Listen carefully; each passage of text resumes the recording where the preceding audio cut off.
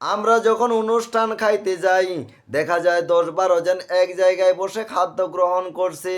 আমরা সবাই হাতগুলো ধৌত করে আমরা যখন উঠে যাই, তার মধ্য হতে একজন লোক দেখা যায় সে নিজের হাতগুলো চেটে চেটে খাচ্ছে, আঙ্গুলগুলো চেটে চেটে খাচ্ছে, প্লেটটা হাত আঙ্গুল দিয়ে চেটে চেটে খাচ্ছে।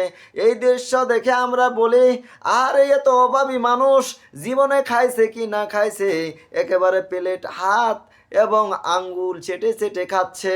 আমরা তাকে দেখে টিটকারি করি, রসিকতা করি, মস্কারি করি। ছি ছি ছি, আমরা এই কেমন লোক, এটা সমাজের মানুষ না, এরকম কথা বলি। আমার ভাইয়েরা, আপনি হয়তো জানেন না, কিন্তু লোকটা আপনার থেকে জ্ঞানী। আল্লাহর নবী সাল্লাল্লাহু আলাইহি সাল্লাম বলেছেন, যখন তোমাদের মধ্য হতে কেউ কোনো কিছু খায়, তখন সে যেন তার আঙ্গুল চেটে না খাওয়া পর্যন্ত সে যেন তার হাতটা ধুয়ে না ফেলে।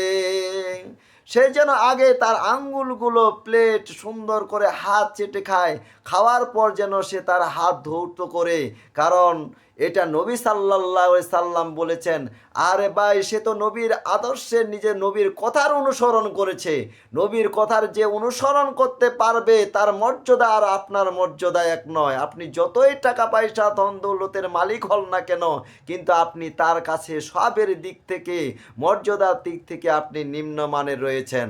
আল্লাহর নবী সাল্লাল্লাহু আলাইহি সাল্লামের কথা যে অনুসরণ করে, তার মর্যাদা কোথায় আপনি জানেন?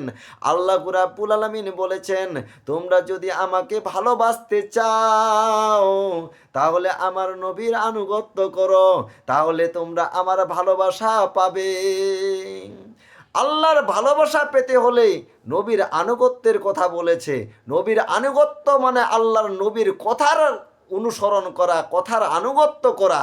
আল্লাহর নবী যেহেতু বলেছে খাওয়ার শেষে তোমার আঙ্গুলগুলো চেটে খাবে, সেই লোকটা তো সেই নবীর কথার অনুসরণ করেছে। সুতরাং সেই লোকটা আপনার থেকে দামি।